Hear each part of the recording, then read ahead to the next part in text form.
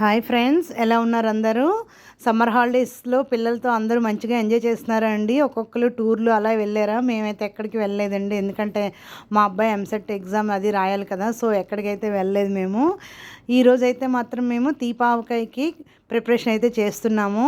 So బజార్కి అయితే వెళ్ళి మామిడికాయలు అయితే తెచ్చుకున్నాము, కలెక్టర్కాయలు. ఎందుకంటే వైజాగ్, విజయనగరం, శ్రీకాకుళం అని అందరూ ఈ ఆవకాయకి, తీపావకాయకి మెయిన్ కలెక్టర్కాయలే పెడతారండి. సో మేము అరౌండ్ 15 కాయలు అయితే తెచ్చుకొని దాన్ని అయితే అక్కడే వాష్ చేసి మనకి ఏ సైజు కావాలంటే ఆ సైజు అయితే కట్ చేస్తారు. అక్కడ రైతు బజార్లో ఉంటారనమాట మనుషులు కట్ చేయడానికి. సో అలా కట్ చేసి మేమైతే తెచ్చుకున్నాము. తెచ్చిన తర్వాత ఆవకాయ ప్రిపరేషన్ అయితే చేస్తున్నారు మా అత్తగారు.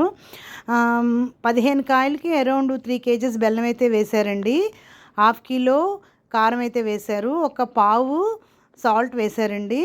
నెక్స్ట్ ఒక పావు ఆవపిండి అయితే వేశారండి. వేసి ఇలా డబ్బాలోని ముక్కలు వేసి లేయర్స్ కింద వేస్తున్నారనమాట. ఇలా వేసి 3 డేస్ అయితే ఉంచాలన్నమాట. 3 డేస్ ఉంచిన తర్వాత దాన్ని ఎండపెట్టుకుంటాం మనం. ఎండపెట్టుకొని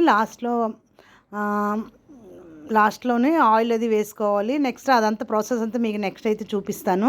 సో మేమైతే ఇలానే చేస్తామండి ప్రతి సంవత్సరం. చాలా బాగుంటుంది. ఎందుకంటే మా ఇంట్లో అసలు మేము ఓన్లీ తీపావకాయ తింటామండి, కారం ఆవకాయ అయితే తినము. ఆల్రెడీ మీరు అందరూ చేసేసుకున్నారా ఆవకాయని?